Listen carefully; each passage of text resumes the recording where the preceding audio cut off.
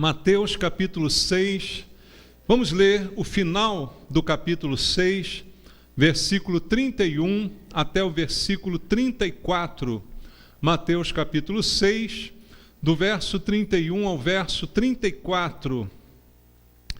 A palavra de Deus diz: portanto, não vos inquieteis dizendo, que comeremos, que beberemos, ou com que nos vestiremos?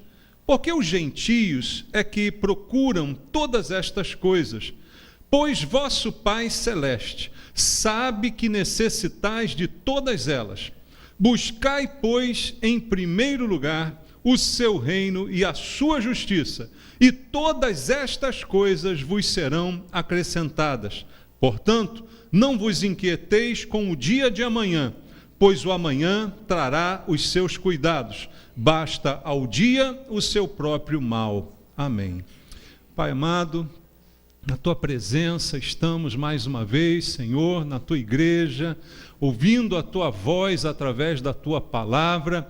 Essa é a grande expectativa que temos essa noite, de ouvir o Senhor.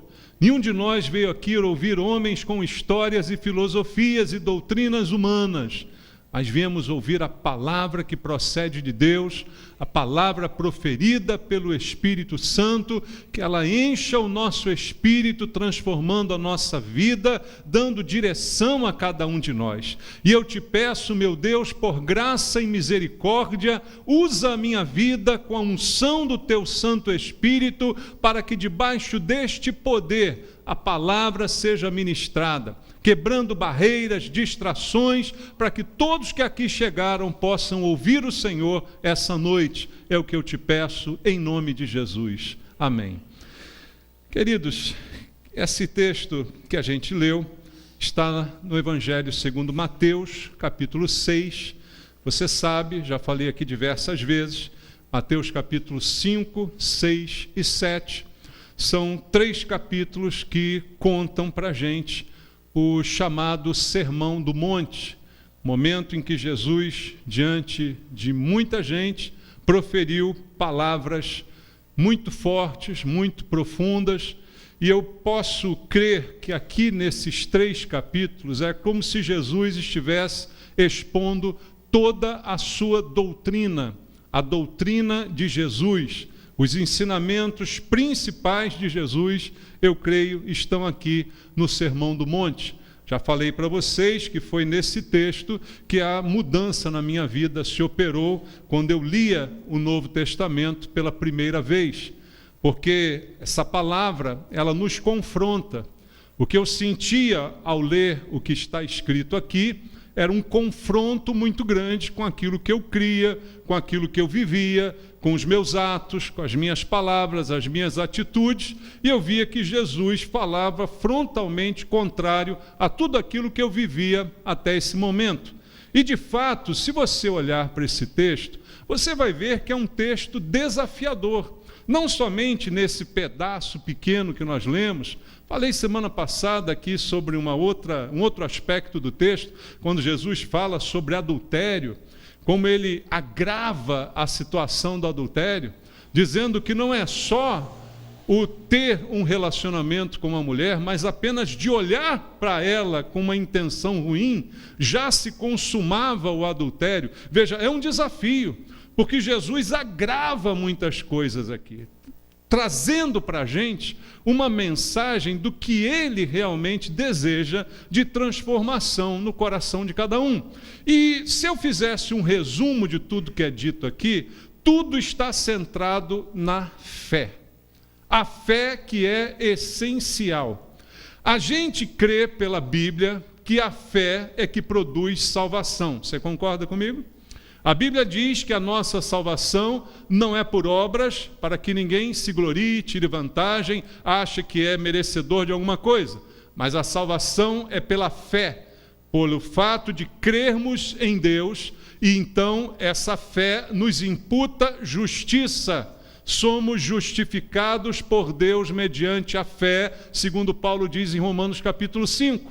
Então a fé é essencial. A Bíblia diz: o meu justo viverá pela fé. A fé me salva, a fé me faz viver. E o que Jesus fala nesses capítulos aqui, na verdade, são situações que vão provar a nossa fé, que vão dizer para nós que a fé deve ser acompanhada de algumas atitudes que diferenciem a nossa vida.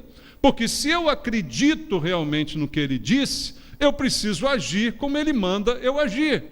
Então, isso é uma tônica, é um resumo do que Jesus está falando. E nesse específico aqui que nós lemos, o finalzinho do capítulo 6, Jesus, mais uma vez, coloca em prova a nossa fé.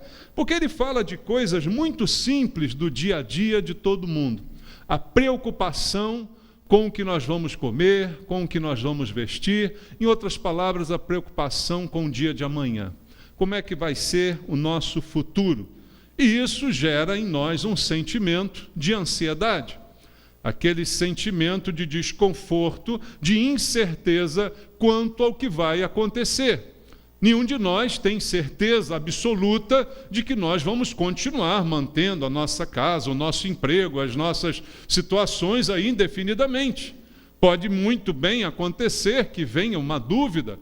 Começam os problemas no país, começam as crises no mundo, e você diz: será que amanhã eu vou ter emprego? Será que eu vou conseguir continuar pagando as minhas contas? É uma situação normal do dia a dia. Veja, mas essa ansiedade falada por Jesus aqui, ela tem uma origem. Ela vai começar lá no Éden, irmãos. Lá quando o homem peca. No momento que o homem peca, vem junto com o pecado o medo, o temor. O homem que tinha comunhão com Deus passa a ter medo de Deus. E a Bíblia diz que ele tenta se esconder de Deus, como se isso fosse possível. Mas ele tenta se ocultar, ele tenta se esconder. E isso, então, é um problema muito antigo, porque a ansiedade, ela traduz o medo do futuro, o medo do que eu não consigo controlar, o medo daquilo que me espera. Então, a ansiedade não deixa de ser um tipo de medo. E Jesus vai falar desse tema aqui para nós. E isso, queridos, se naquela época de Jesus, cerca de 2000 anos atrás, já era um problema, imagina hoje, irmãos. Imagina nos dias atuais. Imagina nos problemas que nós estamos vivendo hoje. Lembra que Jesus falou isso para um povo muito mais simples, cuja vida era muito mais simples, cujo sustento era muito mais simples, cujas necessidades eram muito menores. Hoje a gente sente falta de um monte de coisa. Mas talvez há 30, 40 anos atrás, na nossa infância, aqueles que são mais velhos, né? Ou no tempo lá que você era criança, você não sentia falta de tanta coisa assim? Você sentia? Lembra aí, você que é mais velhinho, você que já passou dos 40, você sentia tanta falta aí das coisas que a gente sente hoje? Eu sou do tempo que a televisão tinha um negócio rotativo. Você lembra disso? Quem lembra disso? Você rodava o dial, né, da TV para mudar de canal, né? E aí, enquanto você mudava de um para o outro, ficava... Aí, pum, pegou um. Aí mexe na antena, opa... Está com fantasma, vira um pouquinho e sai.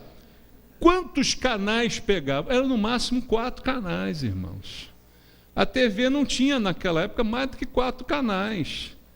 Hoje você tem TV a cabo, Sky, Net, sei lá qual, tem 180 canais. Outro dia eu fui ver lá o meu pacote, tinha 180 canais. Falei, meu Deus do céu, como é que eu vou ver 180 canais? E o pior de tudo, você passa todos eles, não acha uma coisa que preste. E não dá vontade de parar em nenhum. Pensa como isso aumentou as nossas necessidades. Eu era feliz com 4 canais e não sabia. Com 4 canais a TV estava ótima. E aí essa modernidade foi aumentando o nosso nível de necessidade. E aumentando o nosso nível de necessidade, aumenta também o nosso nível de frustração. De repente você está dizendo, poxa, pastor, tem 180 canais, eu só tenho aqui 40. Eu estou com aquele plano básico da Claro TV, só tem 38. Aí pronto, você já criou uma necessidade. Mas, de repente, você não para nem um minuto para ver a televisão. E aí a gente pergunta, para que eu tenho que ter esses canais? Mas a ansiedade, ela vai sendo gerada com as oportunidades, com as coisas que aparecem. Então você começa a sentir falta daquilo que, na verdade, não faz falta. Então é um mal muito ligado ao mundo atual, às coisas do nosso século. A gente entrou num ritmo muito acelerado, tão acelerado que hoje as nossas crianças têm doença que não tinha antigamente. Você lembra de alguma criança 40 anos atrás que tivesse TDAH? Que fosse, como chama? Hiperativa? Não tinha isso. Há 40 anos atrás, alguém classificava uma criança como hiperativa, ela era levada, né? Ou era quieta. Não tinha graduação. Hoje você tem várias letras para graduar um nível de atividade da criança. Eu citei uma, mas tem outras aí que eu não conheço direito, para dizer o nível da criança. Então, irmãos, a gente hoje tem ansiedade na criança que não sabe esperar, na criança que quer tudo para agora, para ontem, o adulto que também não sabe esperar, o adulto que só vai em comida aquilo porque não quer esperar o garçom trazer a comida. É você esse aí? Não, né? A gente só vai na comida aquilo porque à la carte demora muito e a gente não tem tempo. E isso gera uma ansiedade que vai remoendo a gente por dentro. E essa ansiedade já existia na época de Jesus, embora numa escala menor. Porque se eu tinha 4 canais na infância, lá eles não tinham nenhum, né? O programa na TV não passava, o programa era pescar, né? Então não tinha esse problema, mas tinham outros problemas que geravam no coração do homem a tal da ansiedade, que é o medo de que algo não venha a dar certo, de que algo não venha a se concretizar, o medo de que a minha vida não vá adiante. Isso já era um problema na vida do tempo de Jesus, mesmo que em menor escala. Agora, quando a gente lê o capítulo 6 aqui, os versículos a partir do 25, onde o assunto é bem esmiuçado por Jesus, a gente vai ver a causa desses problemas. A causa desses problemas a gente pode atacar. Às vezes há um problema que é um problema médico, que é um problema biológico, e aí você precisa tratar. Mas muitas vezes é um problema de alma, de espiritual, em que você não sossega o coração, porque, na verdade, não deposita a sua fé completamente em Deus. Porque a proposta de Jesus aqui é sempre levar para Deus. Ele diz, olha o que acontece com os pássaros, olha o que acontece com as plantas, veja como Deus... Ele vai dizer isso aqui para a gente. Então, ele sempre joga para Deus, para que eu tenha com Deus um relacionamento. E só existe um tipo de relacionamento com Deus, o que é baseado na fé. A única coisa que Deus espera é que eu creia nele. Por isso a Bíblia diz que sem fé é impossível agradar a Deus. Aonde está isso? Vocês estavam bons no versículo, agora cadê a referência? Hebreus 11, 6. Né? Então, sem fé é impossível agradar a Deus. É necessário que aquele que se aproxima de Deus creia que Ele existe, que Ele se torna galardoador, ou seja, abençoador daqueles que o buscam. Então, se eu não tiver fé, eu não agrado a Deus. Eu posso trabalhar para Deus, eu posso dar dinheiro para a igreja, eu posso me sacrificar, mas se eu não confiar em Deus, eu não o agrado. Porque Deus não precisa de nada, não precisa de dinheiro, não precisa de bens, não precisa de ouro, não precisa de prata, Ele é dono de tudo. Mas o que Ele me deu liberdade, que é a liberdade da escolha e do arbítrio, é a liberdade de acreditar nele ou não. Então a única coisa que Deus quer de mim é que eu acredite nele. E ao acreditar nele, confiar de tal maneira que eu não fique ansioso, que eu não fique desesperado, que eu não fique puxando os meus cabelos, porque eu acredito que além de ele existir, ele é galardoador daquele que busca a Deus. Então eu o busco em primeiro lugar e ele vai cuidar das minhas necessidades. Em resumo, é isso que Jesus está ensinando. Mas o que ele vai atacar aqui são os males que vão causar essas ansiedades na gente. Um dos primeiros, e que a Bíblia diz que na verdade é a raiz de todos os males, qual é? O dinheiro. Amor ao dinheiro. Não é bem o dinheiro, é o amor ao dinheiro. É a minha relação com o dinheiro. O dinheiro, ele não é maldito, como alguém diz. O dinheiro pode ser bem utilizado. Pode ser meu funcionário, desde que eu não seja funcionário dele. Então, o dinheiro, as preocupações financeiras são uma grande causa de ansiedade. Junto do dinheiro, Jesus vai colocar outra coisa aqui importante, que é a cobiça, que é o desejo de ter aquilo que o outro tem. Isso é uma fonte enorme de ansiedade, porque você baseia a sua vida não nas suas necessidades, mas naquilo que uma outra pessoa tem, que talvez não seja necessário para você. Mas aquilo acaba se tornando uma necessidade para você, e aí vai vir a tal da ansiedade. A insegurança quanto ao futuro, nós já falamos aqui, é uma grande causa de ansiedade. E, por fim, a distância de Deus. Quanto mais longe o homem está de Deus, mais medo ele sente. E ele se distancia de Deus por causa do pecado. A Bíblia diz lá em Isaías 59 que os nossos pecados fazem separação entre nós e o nosso Deus. Então você se distancia de Deus quanto mais entra no pecado.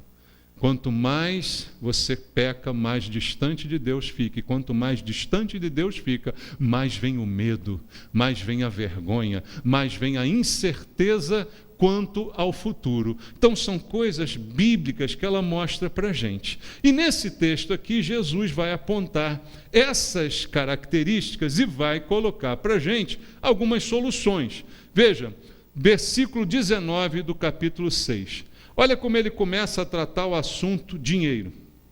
O que ele diz? Não acumuleis para vós outros tesouros sobre a terra, onde a traça e a ferrugem corroem, e onde ladrões escavam e roubam, mas ajuntai para vós outros tesouros aonde? No céu, onde traça nem ferrugem corrói, onde ladrões não escavam nem roubam, porque aonde está o teu tesouro, aí estará também o quê? O teu coração. Veja a justificativa de Jesus para que eu não fique vidrado no dinheiro.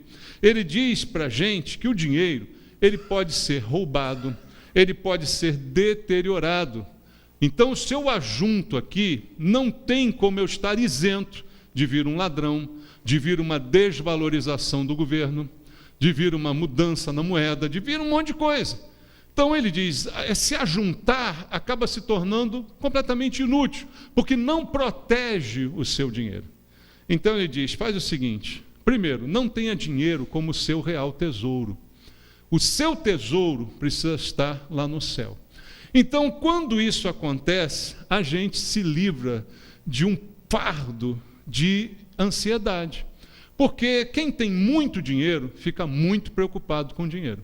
Você lembra do tio Patinhas? Quem é velho aqui? Ninguém mais lembra. Os jovens não lembram do tio Patinhas? Lembram do tio Patinhas? Já leram o tio Patinhas? O que o tio Patinhas vivia preocupado? Com o seu dinheiro. Então ele tinha um cofre forte lá, a caixa forte do tio Patinhas. Quem queria pegar o seu dinheiro? Os irmãos Metralha. Né?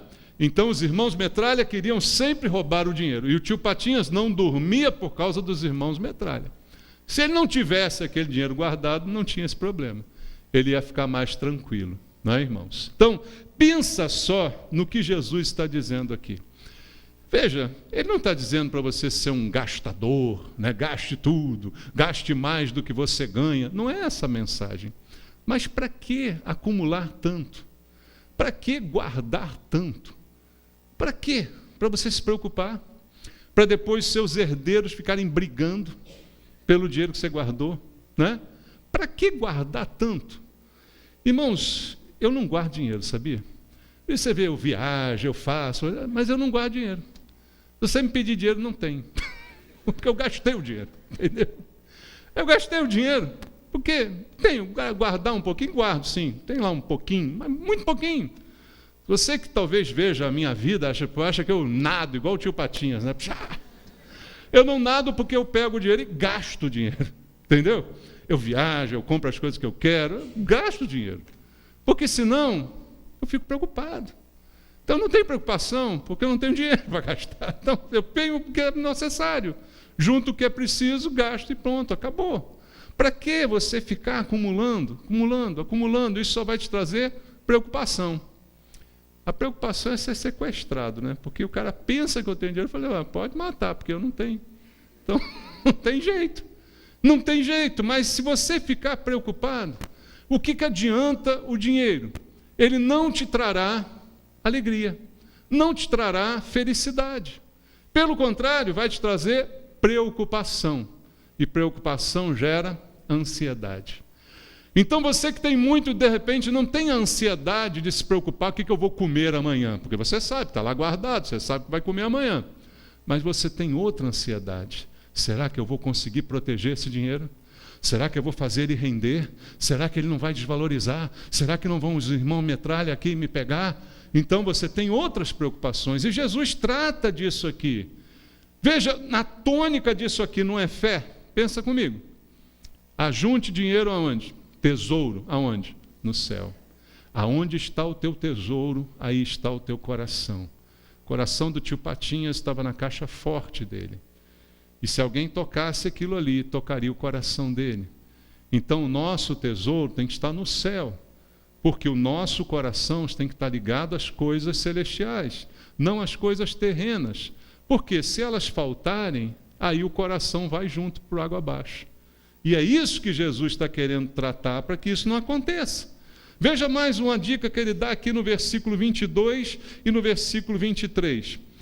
São os olhos, veja, tudo isso está interligado, é o mesmo assunto. São os olhos a lâmpada do corpo.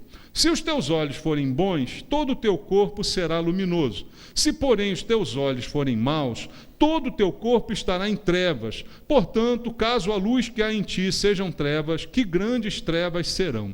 Essa palavra encaixa aqui no meio, e você diz, parece que não tem muito nexo, nem uma coisa a ver com a outra. Muitas ilustrações podem ser usadas dessa palavra. Olhos maus, olhos que olham, depreciam, olhos que olham para alguém e não gostam. Já viu? Tem gente assim, eu não gostei. Por quê? Porque eu não gostei. Não fui com a cara. Né? Sabe o que é isso? Olhos maus. Como é que você pode dizer que não gosta de algo que você nem conhece? É igual criança que diz que não gosta de abóbora, mas nunca comeu abóbora. Não pode, né? É olhos maus. Então, há vários sentidos nesse texto, mas embutido nesse contexto, Jesus fala do tesouro, fala do dinheiro, depois ele vai falar dos dois senhores, e no meio ele coloca os olhos maus. Por onde entra a cobiça, irmãos? Pelos olhos. Olhos maus são olhos cobiçosos, como a Bíblia fala que alguns líderes até de igreja são cobiçosos de sórdida ganância. Tem cobiça, tem o desejo de ganhar cada vez mais, de extorquir cada vez mais. Porque é uma cobiça que vem, que entra no coração pelos olhos. É pelos olhos que nós cobiçamos. Quando Jesus falou do adultério, que eu me lembrei para você no início da mensagem, ele falou, olhar com olhos maus, olhar com a má intenção, já é um adultério, porque o corpo inteiro já está em trevas. Não foi aquele instante da olhada, mas foi a treva que apenas se manifesta ali. Então, se os olhos são maus, tudo está mal. Porque pelos olhos nós também transmitimos a luz de Deus. Pelos olhos nós podemos transmitir a paz. Você é do tempo que o pai só precisava olhar? É? E quando ele olhava, ele fulminava. Não tinha paz nenhuma naquele olhar, né? Você sabia que você estava frito ali, né? Você sabia que você estava trucidado. Mas tem a mãe tem aquele olhar, né? Tem a avó. Então os olhos, eles transmitem a luz, mas eles podem transmitir a raiva, o ódio, eles podem transmitir a cobiça, tudo isso. são a lâmpada do corpo. Se os olhos forem maus, a lâmpada estará apagada. E lâmpada apagada é um bom terreno para as trevas tomarem conta. Todo o teu corpo estará em trevas. Então ele está falando de outras maneiras, em cobiça. Na cobiça que a pessoa bota o olho, você assim, tem um olho gordo. Você já falou de gente que tem olho gordo? Ela botou o olho, e aí começam as superstições aí, né? A gente tem esse cuidado também, né, cristão aí? Não tem superstição não, porque você é crente. Nenhuma praga vai chegar à minha tenda, amém? Nenhuma inveja, nada disso, isso é bobagem, isso é superstição. Mas tem gente que tem um olho grande, não tem? É a pessoa que tem, não vai me fazer mal, mas ela é assim, ela é a prejudicada por ser assim, e não eu, que sou objeto da sua inveja. Veja, em Provérbios, abra comigo a Bíblia, em Provérbios 23, versículo 4 e versículo 5, no capítulo número 23 do livro de Provérbios, versículo 4 e versículo 5 está escrito: não te fatigues para seres rico, ou seja, não se esforce para ser rico. Não apliques nisso a tua inteligência. Porventura, fitará os olhos naquilo que não é nada? Veja, ele diz que a causa da gente se empenhar tanto para ser rico, se empenhar tanto em usar a nossa inteligência para ganhar dinheiro, estamos fitando os olhos em coisas que realmente não significam nada. Tem algum mal você melhorar, progredir, ser promovido, fazer um curso? Não, não tem mal nenhum nisso, mas não se deixe levar pelos olhos cobiçosos de sorte da ganância. Não deixe que a mola mestra da sua vida seja a cobiça. Você vai estudar, você vai fazer porque você quer a posição do outro, você quer o cargo do outro, você quer o salário do outro. Não é isso. Isso apenas vai fazer você fitar os olhos naquilo que não é nada e deixar de olhar para coisas muito mais valiosas e muito mais importantes. Os olhos são a lâmpada do corpo. Causa de ansiedade, olho gordo, irmãos. Olho comprido nas coisas dos outros, inveja, cobiça, isso é causa de ansiedade. Você estava em paz até saber que teu vizinho trocou de carro. Aí pronto, acabou. O teu já não serve mais. Agora você tem que ter o vizinho, não é? E aí vale a pena isso? A paz acabou por causa disso. E aí você agora vai ficar ansioso, porque eu tenho que ter aquele carro, eu tenho que comprar aquilo ali, eu tenho que fazer... Por quê? Vale a pena? Não vale. Isso é uma ansiedade que poderia ser evitada. É uma ansiedade que não vale coisa alguma, como nenhuma delas pode valer. E a gente é advertido ainda por Jesus, quando ele continua em Mateus, vamos voltar ao texto, no capítulo 6, agora no versículo número 24, ele vai trazer também uma palavra super importante. Preste atenção, ninguém pode servir a dois senhores. Por quê? Ou há de aborrecer-se de um e amar ao outro, ou se devotará a um e desprezará ao outro. Não podeis servir a Deus e às riquezas. Se ele não falasse essa última frase aqui, você poderia imaginar um monte de situações, como nós usamos esse versículo para um monte de situações, que Deus requer de nós uma exclusividade, um senhorio exclusivo sobre a nossa vida. Isso é verdade, está de acordo com a palavra, mas Jesus acrescenta essa última frase dizendo: não podeis servir a Deus e às riquezas, como um exemplo de dois senhores que nós podemos construir na nossa vida. Então ele diz que Deus é Senhor, e Ele é, amém? Mas ele também diz que as riquezas podem ter um senhorio sobre a nossa vida. Olha o problema, irmãos. E aí ele fala, não dá para servir a Deus e ao mesmo tempo servir às riquezas. E aí talvez você pense, olha, mas eu pensei que eu me servia das riquezas. Mas não é assim. Quanto mais dinheiro, mais preocupação. Quanto mais riqueza, mais ela demanda de você cuidado, cofre e alarme e vigilância e isso e aquilo outro. Não é assim que funciona, irmãos? Aí você diria assim, pastor, mas eu queria esses problemas para mim. Eu queria essas preocupações desde que eu fosse rico. Será que vale realmente a pena? Será que vale a pena ter além do que aquilo que você precisa? E aí a riqueza, de repente, acabar se tornando o senhor da sua vida, de modo que você obedeça à riqueza, porque ao Senhor eu devo obedecer, concorda? Se a riqueza é o meu senhor, eu obedeço a ela. Ela me dirige, ela comanda a minha vida, ela comanda as minhas escolhas. E Jesus deu esse exemplo para dizer, olha, eu não posso me tornar escravo de uma riqueza, de dinheiro, de nenhum poder, eu não posso, porque são coisas que certamente vão me separar de Deus. E aí, depois de dar essa introdução, ele começa especificamente falando sobre a ansiedade no versículo 25. E ele diz assim, por isso vos digo, veja, por isso, está ligado ao anterior, você não pode separar da Bíblia. Por isso o quê?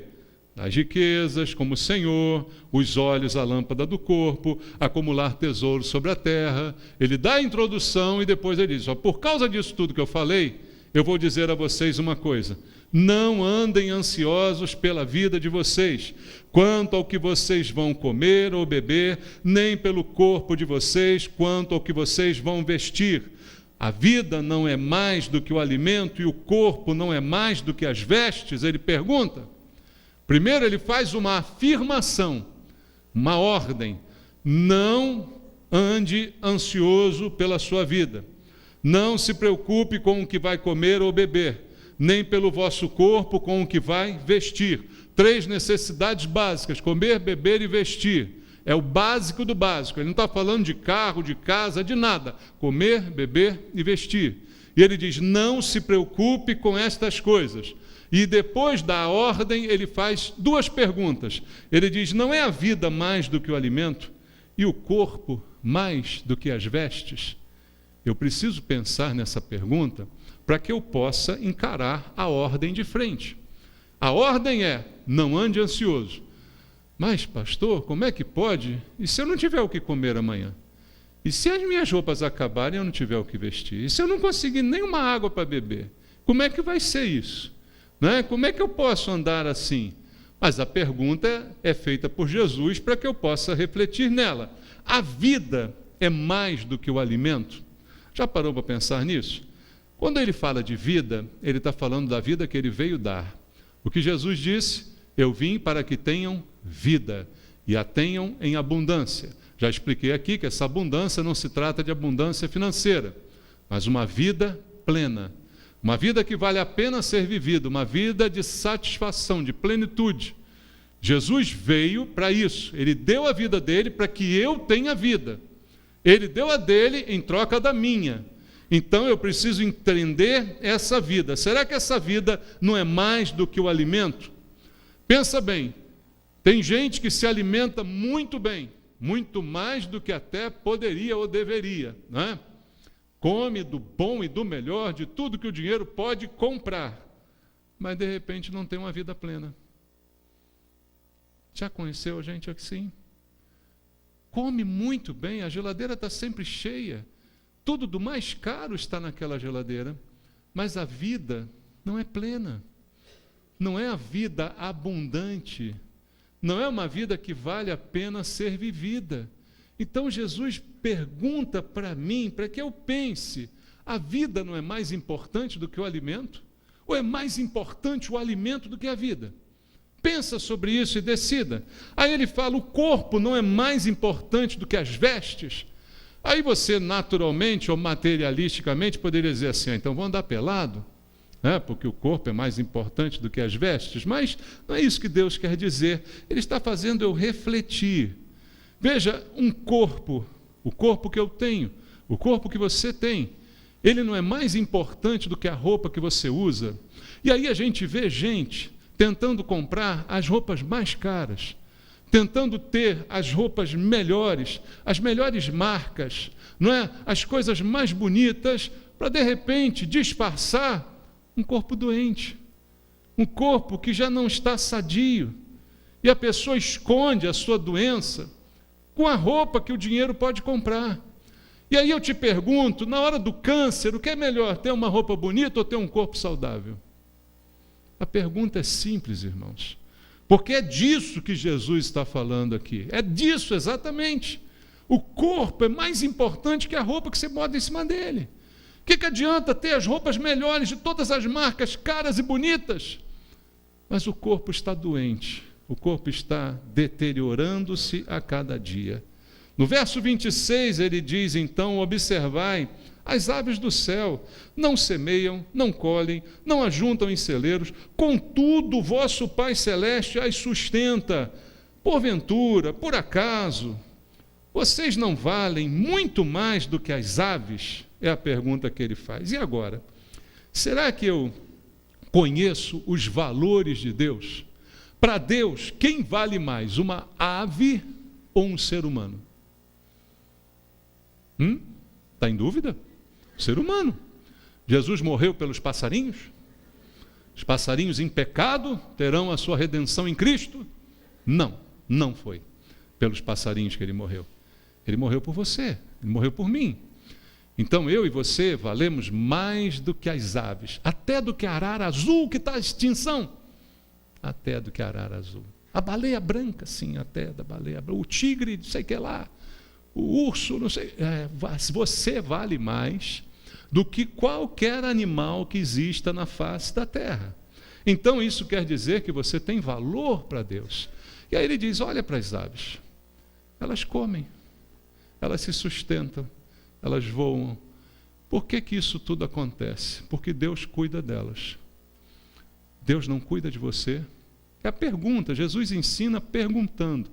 Porque quando a gente aprende com uma pergunta, a gente é levado a pensar e não a decorar alguma coisa que nos é dita. A pergunta nos faz refletir. Olha para a ave, agora pensa.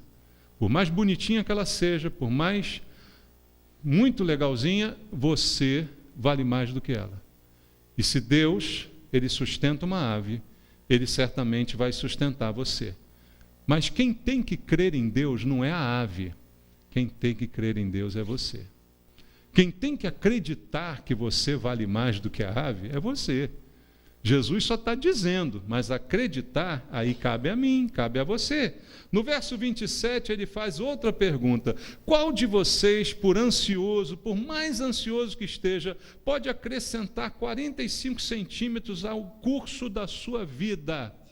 Qual de vocês, com mais ansiedade, preocupação, querendo se cercar de todas as garantias que vai dar tudo certo, que tem dinheiro para comer, tem dinheiro para vestir, tem dinheiro para beber, está tudo bem, por tantas ansiedades vai conseguir prolongar a sua vida, nem que seja um côvado 45 centímetros? É a pergunta que ele faz. Ansiedade não prolonga a vida, pelo contrário, encurta a vida e faz com que a vida não seja vivida na sua plenitude. Então a pergunta de Jesus é para dizer quão inútil é a minha ansiedade. Quão inútil é essa minha preocupação? Primeiro porque ela tira o meu foco da minha fé em Deus, de acreditar que Ele realmente supre as necessidades, acreditar que Ele realmente me ama mais do que um passarinho. Eu preciso acreditar nisso, mas eu fico com a ansiedade. E é completamente inútil, porque ela não vai garantir nada, ela não vai garantir sustento e nem vai prolongar a minha vida. Pelo contrário, certamente vai encurtá-la. Continua ele no verso 28. E por que andais ansiosos quanto ao vestuário, quanto às roupas? Considerem como crescem os lírios do campo. Eles não trabalham, eles não fazem roupas. Eu, contudo, afirmo a vocês que nem Salomão, em toda a sua glória, com todo o seu dinheiro, se vestiu como qualquer um desses lírios do campo. As roupas caras de Salomão não eram mais bonitas do que as roupas singelas de um lírio no campo. E Jesus, então, pergunta para a gente mais uma vez, por que andar ansioso quanto ao vestir, se Deus consegue cuidar de uma planta, não vai cuidar de você? Mais uma vez, para desespero dos ecologistas, ele está dizendo, você vale mais do que uma planta, você vale mais do que um animal, você é importante para Deus, você está em primeiro lugar nos cuidados de Deus, embora Ele não deixe de cuidar das plantas e dos animais, e nós também devemos fazê-lo, concorda comigo? São de Deus, mas eu preciso olhar para eles e encontrar neles um motivo para eu crer em Deus, para ver como Deus cuida deles, e sabendo que eu sou maior do que eles, não cuidará Ele de mim, que apenas acredito nele, porque tudo que Ele quer é que eu acredite nele. Ele não está querendo que eu faça uma aposta com Ele. Ele não está dizendo para mim, prova a sua fé, me dá todo o seu dinheiro. Ele não precisa disso, porque Ele sabe quem crê nele e quem não crê. Muitas vezes uma pessoa que dá todo o seu dinheiro, na verdade não creu, ela fez uma aposta, como quem aposta numa loteria. Ela fez uma aposta motivada por alguém de sorte da ganância para dar todo o dinheiro dela na expectativa de receber de novo. Porque se ela não receber de novo, não tem fé nenhuma para ela. Quando Jesus elogiou a viúva que lá no gasofilácio depositou as moedinhas dela, ele disse, esta mulher deu mais do que todos os outros. E ela não estava esperando sair dali e cair do céu uma caixa de dinheiro na cabeça dela. Ela deu tudo sem esperar nada. Isso é fé. Agora, o povo que diz aí que dá tudo porque espera que a empresa melhore, espera isso, espera aqui que o salário aumente, quer ficar no lugar do chefe, aí é outra coisa. Fé é acreditar que Deus vai cuidar de mim, porque Ele me ama mais do que um pássaro, mais do que uma planta, porque eu sou para Ele mais importante, e a única coisa que Ele quer de mim é que eu simplesmente acredite nisso, simplesmente creia. Eu creio, eu não vou deixar de fazer o que eu tenho que fazer, eu não vou deixar de viver minha vida, de trabalhar, de tentar ganhar, mas eu creio que Deus não vai deixar faltar. Eu creio que Deus há de cuidar de mim. Versículo 28, quando Jesus fala sobre isso, considerar os lírios do campo, as roupas de Salomão, mostrando essa glória, Ele está querendo dizer para mim, para você, que há uma beleza que o dinheiro não pode comprar. Nem Salomão. Sabe quem foi Salomão? Considerado o homem mais rico de todos, mais do que o Bill Gates. Salomão, o mais rico de todos, que poderia comprar qualquer coisa que ele quisesse, poderia se vestir de folhas de ouro, poderia fazer o que ele quisesse, mas ele não teria a beleza de um lírio do campo. Ou seja, Jesus está dizendo, ensinando que há coisas que o dinheiro não pode comprar. A beleza natural dada por Deus, o dinheiro não pode comprar. Dizem que ajuda, né? Tem alguns que dizem que não existe mulher feia, só existe marido pobre, né? Já ouviu isso? Pode ser até que ajude, mas na verdade não compra a beleza verdadeira. E aí você vê, né, tem umas brincadeiras, o pessoal bota na internet, você casa com a mulher, de repente ela chega em casa, tira a orelha, tira o olho, tira o queixo, tira os peitos, bota tudo lá, irmão. O que ficou, né? Você não sabe o que ficou da mulher, não é verdade? Porque é tudo falso. O que é verdadeiro, o que é essência, o dinheiro não pode comprar. O dinheiro não pode fazer uma roupa ser mais bonita que um lírio do campo. Então Jesus está ensinando coisas para mudar os nossos valores, os nossos olhos, que às vezes dão tanto valor ao ouro, ao brilho das coisas, e coisas mais simples estão ali, que são muito mais bonitas do que você possa imaginar. No versículo 30 ele diz, ora, se Deus veste assim a erva do campo, que hoje existe e amanhã é lançada no forno, quanto mais vós outros homens de pequena fé. Mais uma vez o que ele fala? Fé. Do que o texto está tratando? Fé. Ele diz, essa planta, por mais linda que seja, ela não vai durar para sempre. Essa planta um dia será lançada no fogo, essa planta um dia será destruída. Mas você é um ser eterno. O ser humano é um ser criado por Deus, a sua imagem e semelhança, amado por Deus, a ponto de tal ponto amou, que deu seu Filho unigênito para salvar aquele que crê. Então você não é uma peça descartável da criação de Deus. O lírio, por mais lindo que seja, ele é descartável. Um dia ele vai morrer. Mas você não. Você tem a vida eterna. Então isso é outra coisa para a gente refletir e pensar. Eu tenho essa fé, ou eu sou um de pequena fé, que penso, que imagino que Deus se preocupa mais com uma planta do que comigo? Que Deus não olha para todo mundo e menos para mim? São coisas que a gente diz nas aflições, nas angústias, quando a ansiedade vem, dizendo, Deus cuida dos outros, mas não cuida de mim. Creia em Deus. A única coisa que Deus quer de você é que você acredite nele. Como é que acredita em Deus? É acreditando, irmão. Da forma mais simples que possa existir, confiando. Por isso Jesus disse também que quem não receber o reino dos céus como uma criança, de modo nenhum entrará nele.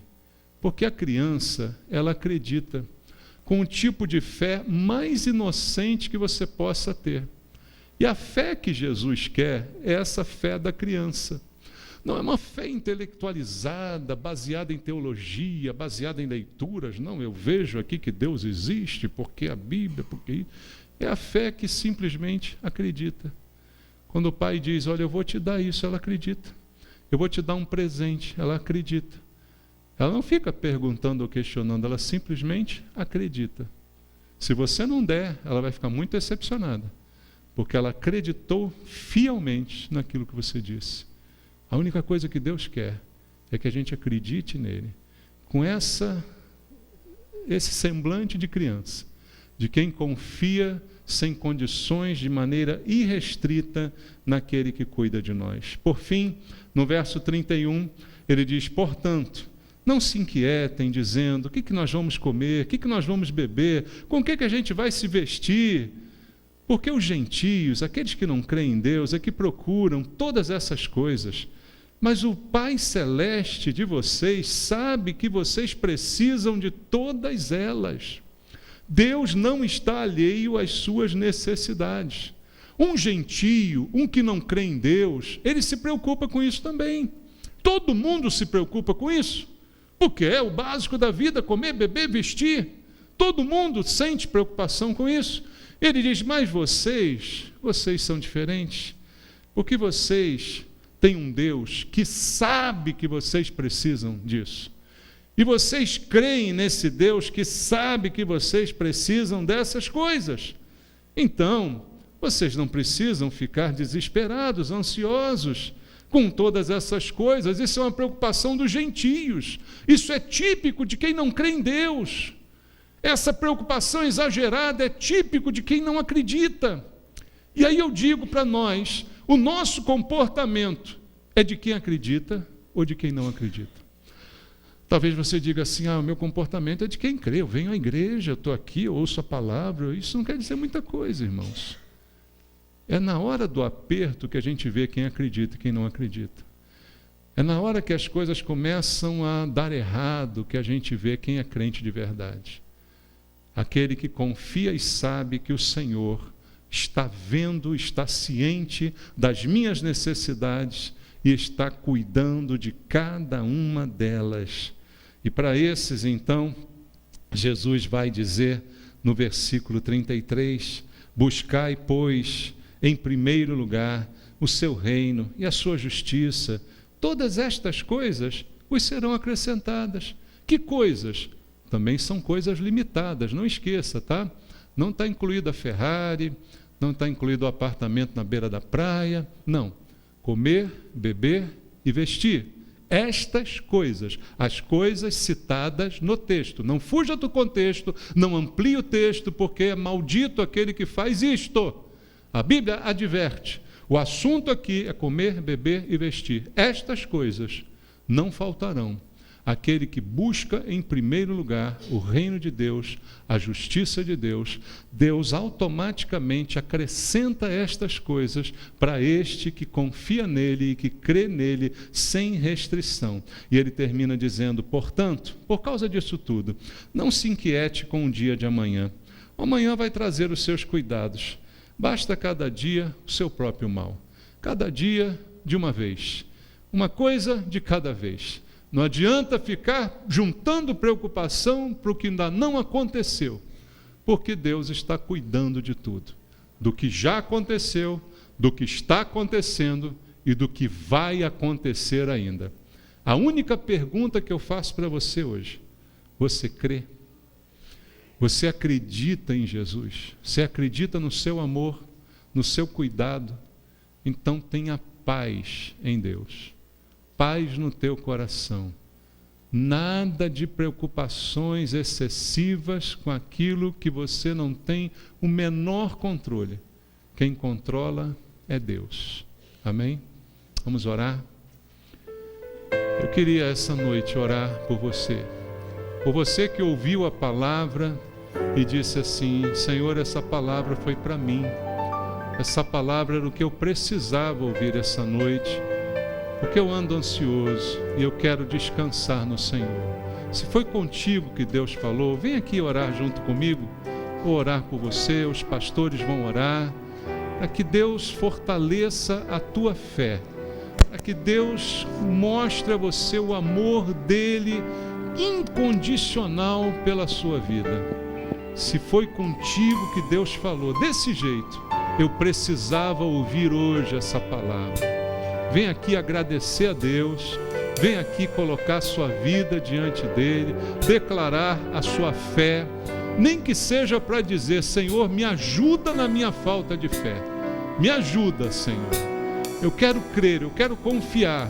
Eu não quero dar espaço na minha vida para olhos maus, não quero dar espaço na minha vida para preocupações que vão além das minhas capacidades. Eu quero confiar no Senhor. Eu acredito, meu Deus, que eu tenho mais valor do que uma planta. Eu acredito que eu tenho mais valor do que um animal. Eu acredito que o Senhor vai cuidar de mim como está cuidando todo esse tempo. Eu quero aqui diante do Senhor me arrepender de toda ansiedade, toda preocupação que eu tive sem necessidade, porque eu creio no Senhor. Eu não quero ser um homem, uma mulher de pouca fé. Eu quero acreditar simplesmente. Fala com Deus em oração junto comigo. Ó Senhor, em nome de Jesus, teus filhos estão aqui, Pai. Tu sabes, Deus, a necessidade de cada um deles. Tu sabes, Senhor, o quanto eles precisam acreditar, o quanto eles têm dúvidas algumas vezes, meu Deus, o quanto vem a incredulidade, a preocupação, às vezes a falta de sono até. Meu Deus, em nome de Jesus eu te peço, a fé é um dom de Deus, que eles sejam plenos desta fé, cheios desta fé, Senhor, que faz simplesmente acreditar. Fé que não é complicada, fé que apenas crê, confia, sabe que Deus existe, sabe que Deus é abençoador daquele que o busca, e decidem essa noite buscar em primeiro lugar o reino de Deus, a justiça de Deus, e sabem que todas essas necessidades serão supridas pelo poder do nosso Deus, que cuida de nós, que está diante de nós. Abençoa meus irmãos, Senhor. Coloca a tua mão sobre cada um deles. Traz esta fé, essa certeza, Pai. Essa certeza sobrenatural, inexplicável, que o homem não pode entender. A fé que excede todo entendimento, que crê mesmo quando as coisas estão difíceis. Que cada um dos teus filhos creia e confie no Senhor totalmente. Mas também, meu Pai, façam o que diz a tua palavra. Busquem em primeiro lugar. Ensina para eles qual é o primeiro lugar, Senhor. É o primeiro é o Senhor. Coloca isso no coração de cada um, eu te peço, em nome de Jesus. Abençoa teus filhos, abençoa meus irmãos, Senhor, em nome de Jesus. Deus abençoe você, Deus fortaleça a tua fé.